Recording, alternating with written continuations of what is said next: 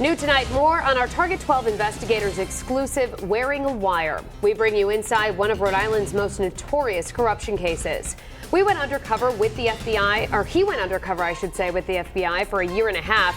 And now Paul Caranci is breaking his silence only to Eyewitness News. And I thought he might take me to meet one of the other principals in the conspiracy, and that I would be frisked, and the wires would be found, and they might do some serious damage to me, if not kill me.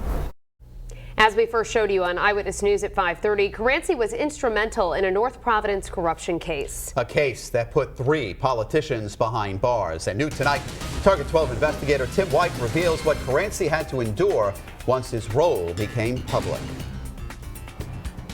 Caranci says even now, years after wearing a wire for the FBI, harassment still goes on. And he says he's not the same man he was when this all began. For 17 months, starting in 2009, Paul Caranci wore a wire for the FBI. I don't have a comment right now. A sweeping high-profile case that took down 3 corrupt North Providence town councilmen, John Zambarano, Raymond Douglas, and Joseph Birchfield. A lawyer and a businessman were also convicted. Can I walk, please? As soon as the case burst onto the public scene, some guessed Paul Caranci, who was also on the council, was the confidential source working with the feds. I got calls from a lot of friends, some saying, I hope you're not the cooperating witness that was described. And they said, I hope you're not the cooperating witness. Well, I think they were saying that for my sake, knowing that life would be irrevocably changed at that point. And it was. I got hate mail. I got many phone calls. I had my house vandalized a couple of times. I've had tires slashed, nails thrown in my driveway and in front of my house where I park. Even a death threat. I had friends that I had been friends with for 20, 30 years that stopped talking to me.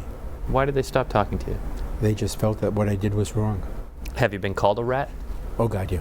The very first council meeting I attended, there was somebody there holding up a Chuck E. Cheese sign. And he made a comment that Chuck E. Cheese was back on the council bench. I found Paul to be a brave individual. Special Agent James Pitkavich was the lead investigator in the case. He says at first Caranci was reluctant to wear a wire. He wanted to think about what his role was going to be and what the consequences may be after the case was over. They were doing it to improve their lifestyle. I would have been allowing it to continue only to either enhance mine or maintain my lifestyle. And I thought that'd be equally wrong. After living in Rhode Island for his entire life, Caranci has left. Earlier this year, he moved to Indiana to work for a congressman there. Did all of this play a role in your leaving? I think I'm not leaving because of what happened, but my inability to get a good job here, I think, is a direct result of what I did. Despite what he and his family have endured, Caranci tells me it was the right decision and he wouldn't change anything. With the Target 12 investigators, Tim White, Eyewitness News. This investigation continues on our website. Use our interactive timeline to track the North Providence corruption case. Plus, you can see where the key players are now and even hear secret FBI recordings for yourself. It's all on WPRI.com.